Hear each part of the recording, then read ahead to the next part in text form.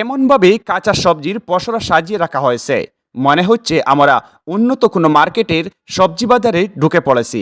আসলে তা নয়। এই যে আপনারা আমাদের ডানে কিংবা বামে দেখতে পাচ্ছেন পসরা সাজিয়ে অনেক উন্নত প্রজাতির দেশি বিদেশি সবজি রয়েছে। এই যে দেখতে পাচ্ছেন আমার হাতে একটি পিঙ্ক কালার শালগম কপি রয়েছে। আসলে তা দেখতে বেশ ভালো লাগে। আসুন, এই যে আপনারা দেখতে পাচ্ছেন আমাদের সামনে অনেক প্রজাতির শীতকালীন সবজি রয়েছে। এই যেটি আমি হাতে নিয়েছি সেটি হচ্ছে স্কোয়াশ লাউ। জানি না আপনাদের এলাকায় এটাকে কি বলে। এটা হচ্ছে স্কোয়াশ লাউ, 3 থেকে 3.5 কেজি ওজনের স্কোয়াশ লাউ এই প্রথম দেখলাম। তবে আমাদের এলাকায় এটিও ফলে, তবে এতটা বড় সাইজের আমি কখনো দেখিনি। তবে আসি এবার মূল কথায়।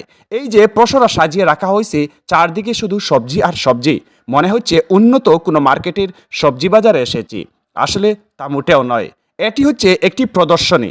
আসলে এই দৃশ্যগুলো দেখতেই মনে হচ্ছে যেন এক ভিন জগতে চলে আসলাম। যেদিকে তাকাই শুধু সবজি আর সবজি, ফুল আর ফল। চোখ ভুলে যায় এবং নজর কাড়ে এইরকম দৃশ্য দেখে। এবার বলবো, এই সমস্ত চিত্র বা প্রদর্শনী আমরা কোথায় গিয়ে উপভোগ করলাম।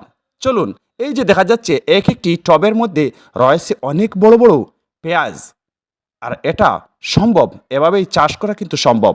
এক একটি টবের মধ্যে, এক একটি ছোটো ছোটো বালতির মধ্যে রয়েছে অনেকগুলা পেঁয়াজ। এই যে দেখতে পাচ্ছেন অনেক উন্নত প্রজাতির বিদেশি টমেটো, যেটা সচরাচর আমাদের বাজারে দেখা যায় না।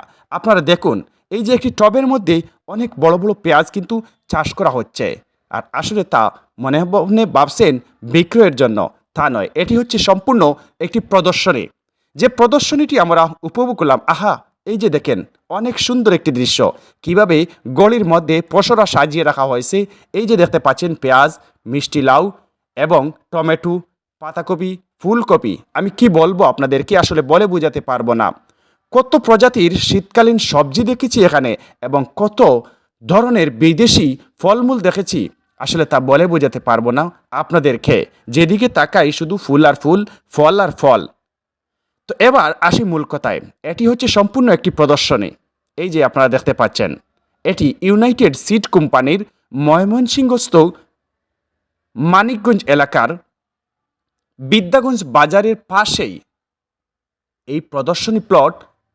একে একে 1400 কেদার জায়গা জুড়ে এই প্রদর্শনী অবস্থিত।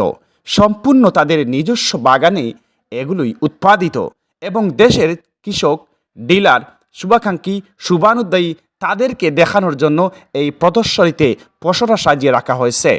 আসলে সত্যি অনেক ভালো লাগলো এই দৃশ্যটি দেখে। আপনাদের কাছে কেমন লাগলো জানিয়ে দিবেন কমেন্ট বক্সে। আর দেখতে দেখতে উপভোগ করুন ইউনাইটেড সিড কোম্পানির। এই যে দেখতে পাচ্ছেন শুধুমাত্র মিষ্টি লাউ দিয়ে একটি ঘর সাজানো হয়েছে। এই যে আপনারা দেখতে পাচ্ছেন ছোট, বড়, মাঝারি, দেশি, বিদেশি অনেক প্রজাতির মিষ্টি লাউ দিয়ে পুরো একটি ঘর সাজিয়ে রাখা হয়েছে। আমরা জকিগঞ্জ থেকে বেশ কয়েকজন গাড়ি যুগে আগের দিন গেলাম এবং রাত্রে ময়মনসিংহ জেলা শহরস্থ আমির ইন্টারন্যাশনাল হোটেলে আমরা রাত যাপন করি এবং পরদিন ভোরবেলায় আমরা সেই প্রদর্শনী প্লটে গিয়ে অবস্থান করলাম।